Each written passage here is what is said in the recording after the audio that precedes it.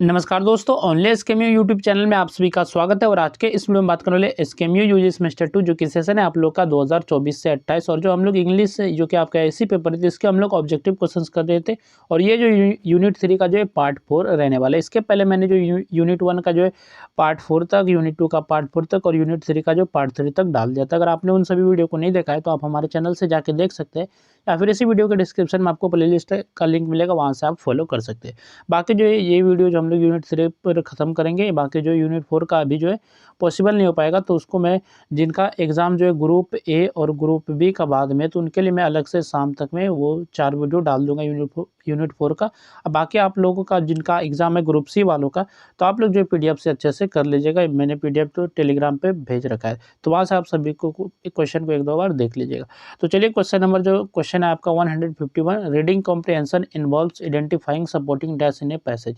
तो reading comprehension में गद्यांश के सहायक किसकी पहचान शामिल है?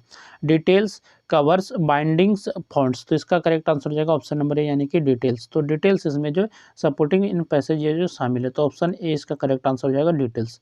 नेक्स्ट आपका क्वेश्चन है, close reading encourages readers to examine the context and dash carefully.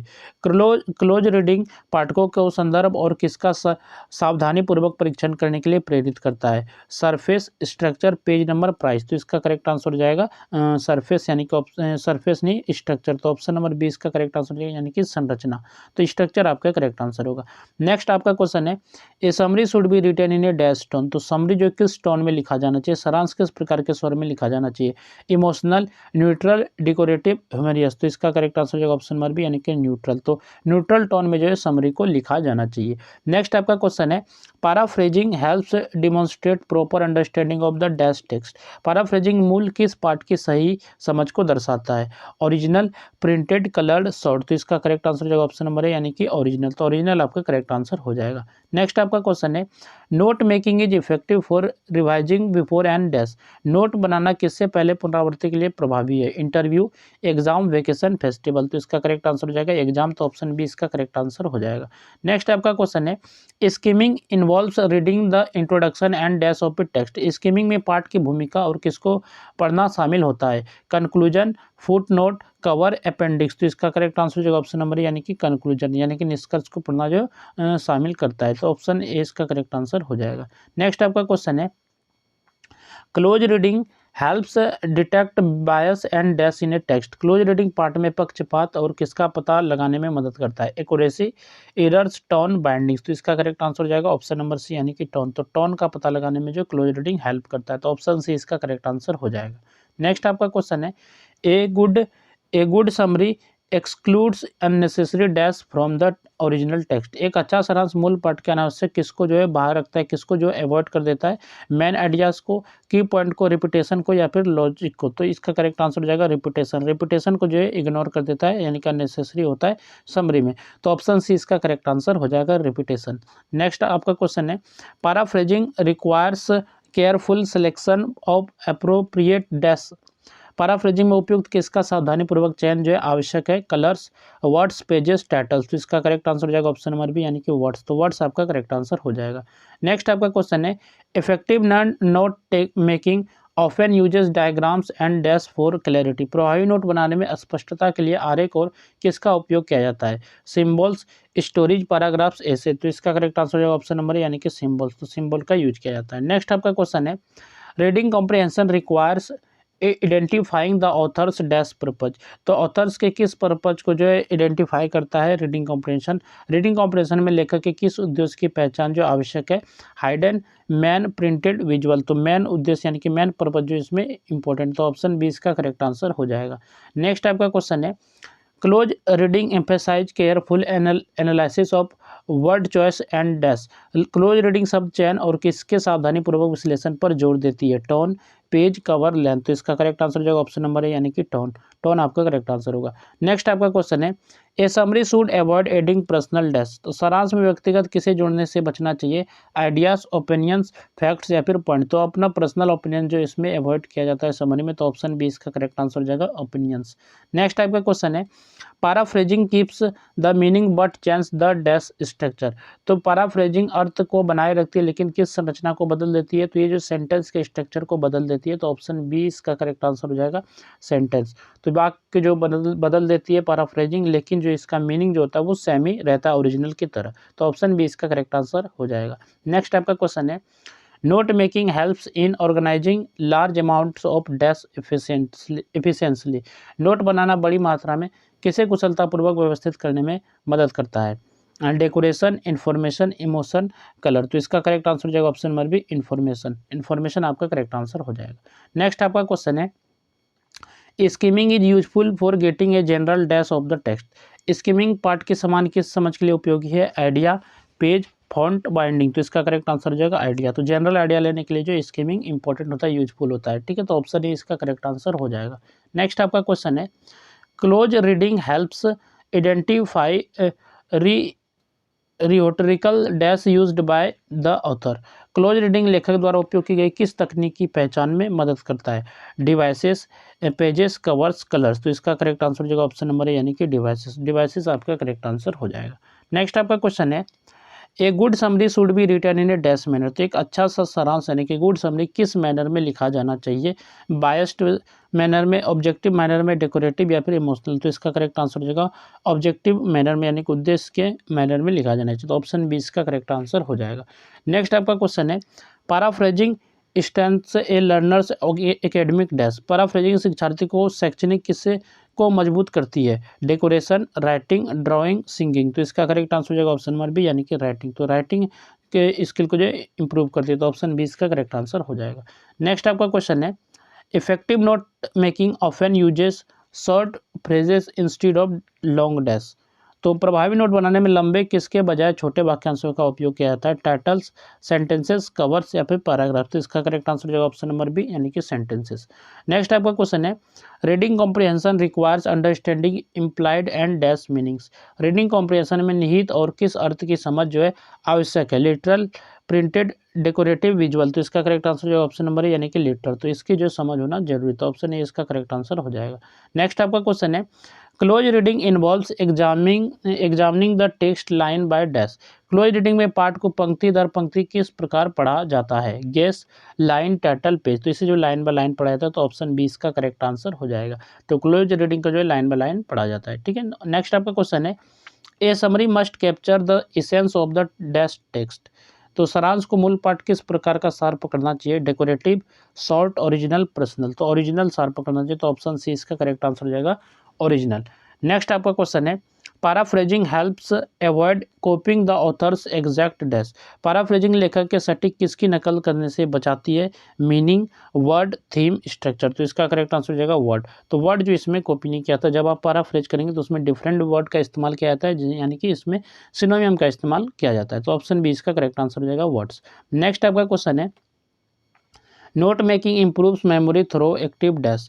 Note बनाना सक्रिय किसके माध्यम से स्मृति को बेहतर बनाता है? Listening, writing, reading, speaking. तो इसका करेक्ट आंसर हो जाएगा राइटिंग, तो ऑप्शन बी नंबर इसका करेक्ट आंसर हो जाएगा राइटिंग। नेक्स्ट आपका क्वेश्चन है, skimming focuses on headings and dash sentences. Skimming शीर्षकों और किस वाक्यों पर केंद्रित होती है? Closing, supporting, topic, random. तो ये जो टॉपिक पे भी रहती है यानी कि फोकस्ड रहती है, तो ऑप्शन सी इसका करेक्ट आंसर हो जाएगा। तो ये आपका जो है ऑप्शन सी हो जाएगा टॉपिक। नेक्स्ट आपका क्वेश्चन है, close reading helps detect contradictions and dash in arguments. Close reading तर्कों में विरोधाभास और किसका पता लगाने में मदद करती है? लॉजिक, वीकनेस, कवर्स या फिर टाइटल्स। तो इसका करेक्ट आंसर हो जाएगा वीकनेस, तो वीकनेस आपका करेक्ट आंसर होगा। नेक्स्ट आपका क्वेश्चन है, a good summary maintains coherence and dash. एक अच्छा सारांश सुसंगतता और किस बनाए रखती है? Decoration, clarity, emotion, length. तो ये जो क्लैरिटी को बनाए रखती है, तो ऑप्शन बी इसका करेक्ट आंसर हो जाएगा क्लैरिटी। नेक्स्ट आपका क्वेश्चन है, paraphrasing requires understanding before attempting to dash the idea. Paraphrasing में विचार को किससे पहले समझना आवश्यक है? Change, reject, decorate, expand. तो चेंज इसका करेक्ट आंसर हो जाएगा ऑप्शन नंबर ए। नेक्स्ट आपका क्वेश्चन है, effective note making reduces lengthy dash into की पॉइंट्स। प्रभावी नोट बनाना लंबे किसको मुख्य बिंदु में बदल देता है? पैराग्राफ्स को, टाइटल्स को, पेजेस को, कवर्स को। तो इसका करेक्ट आंसर हो जाएगा ऑप्शन नंबर ए यानी कि पैराग्राफ्स को। पैराग्राफ्स को जो है की पॉइंट में बदल देता है, तो यह ऑप्शन नंबर ए इसका करेक्ट आंसर होगा। नेक्स्ट आपका क्वेश्चन है, reading comprehension helps readers draw logical dash from the text. Reading comprehension पाठ से तार्किक किस निकालने में मदद करता है? कंक्लूजन्स, टाइटल्स, फॉन्ट्स कलर्स, तो इसका करेक्ट आंसर हो जाएगा ऑप्शन नंबर यानी कि कंक्लूजन। तो कंक्लूजन आपका जो करेक्ट आंसर होगा। नेक्स्ट आपका क्वेश्चन है, close reading requires careful attention to punctuation and dash. Close reading में विराम चिन्ह और किस पर सावधानी पूर्वक ध्यान देना आवश्यक है? Grammar, cover, winding, price. तो ये ग्रामर पे भी ध्यान देना आवश्यक है, तो ऑप्शन ए इसका करेक्ट आंसर होगा। नेक्स्ट आपका क्वेश्चन है, a summary should be concise and dash. सारांश संक्षिप्त और किस किस रूप में होना चाहिए? तो लेंथी, क्लियर, डेकोरेटिव, बायस। तो इसका करेक्ट आंसर हो जाएगा क्लियर, तो क्लियर भी होना चाहिए, तो ऑप्शन बी इसका करेक्ट आंसर होगा। नेक्स्ट आपका क्वेश्चन है, paraphrasing changes wording but preserves the original dash. Paraphrasing शब्द बदलती है लेकिन मूल किसे सुरक्षित रखती है? Structure, meaning, decoration, format. तो इसका करेक्ट आंसर हो जाएगा मीनिंग, तो मीनिंग को जो है सेम रखती है, तो ऑप्शन बी इसका करेक्ट आंसर हो जाएगा। नेक्स्ट आपका क्वेश्चन है, note making helps in quick dash before examination. नोट बनाना परीक्षा से पहले त्वरित किसमें मदद करता है? Decoration, revision, printing, editing. तो इसका करेक्ट आंसर हो जाएगा रिवीजन, तो रिवीजन आपका करेक्ट आंसर हो जाएगा। नेक्स्ट आपका क्वेश्चन है, skimming helps identifying the text overall. इसकी स्कीमिंग पार्ट के समग्र किसकी पहचान करने में मदद करती है? Theme, page, colour, binding. तो इसका करेक्ट आंसर हो जाएगा ऑप्शन नंबर ए यानी कि थीम को पहचानने में ये मदद करती है, तो ऑप्शन ए इसका करेक्ट आंसर होगा। नेक्स्ट आपका क्वेश्चन है, close reading helps readers evaluate the strength of the author's dash. Close reading पाठकों को लेखक की किसकी मजबूती का मूल्यांकन करने में मदद करती है? Argument, font, cover, design. तो आर्गुमेंट को जो है मजबूत करती है, यानी कि ऑप्शन ए इसका करेक्ट आंसर हो जाएगा आर्गुमेंट। नेक्स्ट आपका क्वेश्चन है, a good summary excludes minor dash. एक अच्छा सारांश छोटे किसको बाहर रखता है? थीम्स, डिटेल्स, आइडियाज या फिर हेडिंग। तो डिटेल्स को ये जो है अच्छे बाहर रखता है, तो ऑप्शन बी इसका करेक्ट आंसर हो जाएगा डिटेल्स। नेक्स्ट आपका क्वेश्चन है, paraphrasing enhance comprehension by rephrasing complex dash. Paraphrasing जटिल किसको पुनः लिखकर समझ को बेहतर बनाती है? Ideas, covers, titles, pages. तो इसका करेक्ट आंसर हो जाएगा ऑप्शन नंबर ए यानी कि आइडियाज, तो आइडियाज आपका करेक्ट आंसर होगा। नेक्स्ट आपका क्वेश्चन है, effective note making encourages active dash with the material. प्रभावी नोट बनाना सामग्री के साथ सक्रिय किसको प्रोत्साहित करता है? Decoration, engagement, delay, skipping. तो इसका करेक्ट आंसर हो जाएगा इंगेजमेंट, इंगेजमेंट आपका करेक्ट आंसर हो जाएगा। नेक्स्ट आपका क्वेश्चन है, reading comprehension involves identifying the writers dash view point. Reading comprehension में लेखक के किस दृष्टिकोण की पहचान शामिल है? Personal, central, hidden. तो इसका करेक्ट आंसर हो जाएगा ऑप्शन नंबर बी यानी कि सेंट्रल, तो सेंट्रल की पहचान इसमें शामिल है। नेक्स्ट आपका क्वेश्चन है, close reading requires attention to imagery and descriptive dash. Close reading में बिंब और वर्णनात्मक किस पर ध्यान देना आवश्यक है? Devices, covers, pages, titles. तो डिवाइसेस पे ध्यान देना आवश्यक है, तो ऑप्शन ए इसका करेक्ट आंसर हो जाएगा डिवाइसेस। नेक्स्ट आपका क्वेश्चन है, a summary should present ideas in a clear and dash order. सारांश में विचार स्पष्ट और किस क्रम में प्रस्तुत होने चाहिए? Random, logical, decorative, reverse. तो इसका करेक्ट आंसर हो जाएगा लॉजिकल, तो लॉजिकल आपका करेक्ट आंसर हो जाएगा। नेक्स्ट आपका क्वेश्चन है, paraphrasing helps restate content without changing its core dash. Paraphrasing सामग्री को पुनः प्रस्तुत करती है बिना उसके मूल किसको बदले? Structure, length, meaning, format. तो इसका करेक्ट आंसर हो जाएगा मीनिंग, तो मीनिंग को जो सेम रखती है। नेक्स्ट आपका क्वेश्चन है, note making helps condense lengthy material into brief dash. नोट बनाना लंबे सामग्री को संक्षिप्त किस में बदलने में मदद करता है? स्टोरीज, पॉइंट्स, एसे या फिर पैराग्राफ। तो इसका करेक्ट आंसर हो जाएगा पॉइंट्स, तो पॉइंट्स आपका करेक्ट आंसर होगा। नेक्स्ट आपका क्वेश्चन है, skimming involves quickly reviewing headings and dash paragraphs. इस स्कीमिंग में शीर्षकों और किस पैराग्राफ का त्वरित अवलोकन शामिल है? Supporting, concluding, opening, decorative. तो ओपनिंग इसका करेक्ट आंसर हो जाएगा ऑप्शन नंबर सी। नेक्स्ट आपका क्वेश्चन है, close reading encourages critical thinking and textual dash. Close reading में आलोचनात्मक सोच और पाठ की किसको प्रोत्साहित करती है? Evaluation, decoration, printing, binding. तो इसका करेक्ट आंसर हो जाएगा इवैल्यूएशन, तो इवैल्यूएशन आपका करेक्ट आंसर होगा। नेक्स्ट आपका क्वेश्चन है, a good summary avoids repetition and unnecessary dash. एक अच्छा सारांश पुनरावृत्ति और अनावश्यक किससे बचता है? लेंथ, डिटेल्स, थीम्स या फिर टाइटल्स। तो जो अननेसेसरी डिटेल से बचता है, तो ऑप्शन बी इसका करेक्ट आंसर हो जाएगा डिटेल्स। नेक्स्ट आपका क्वेश्चन है, paraphrasing is useful when incorporating sources into academic dash. तो पैराफ्रेजिंग शैक्षणिक किस में स्रोतों को शामिल करते समय उपयोगी है? Writing, drawing, speaking, listening. तो इसका करेक्ट आंसर हो जाएगा राइटिंग, तो ऑप्शन ए इसका करेक्ट आंसर होगा। नेक्स्ट आपका क्वेश्चन है, effective note making promotes better understanding and long term. तो प्रभावी नोट बनाना बेहतर समझ और दीर्घकालिक किसको बढ़ावा देता है?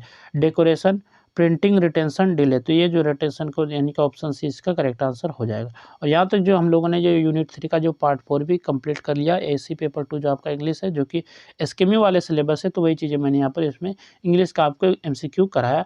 बाकी जो यूनिट 4 का वीडियो जो अब शायद शाम में आएगा, जो कि जिनका एग्ज़ाम ग्रुप ए और ग्रुप बी होगा बाद में, तो उनके लिए जो यूनिट 4 का वीडियो आ जाएगा। बाकी आप लोग जो है सबका पीडीएफ टेलीग्राम पे, तो आप लोग 1-2 बार इसको देख लीजिएगा सभी पीडीएफ को। तो चलिए फिर मिलते हैं नेक्स्ट वीडियो में। इस वीडियो में बस इतना ही।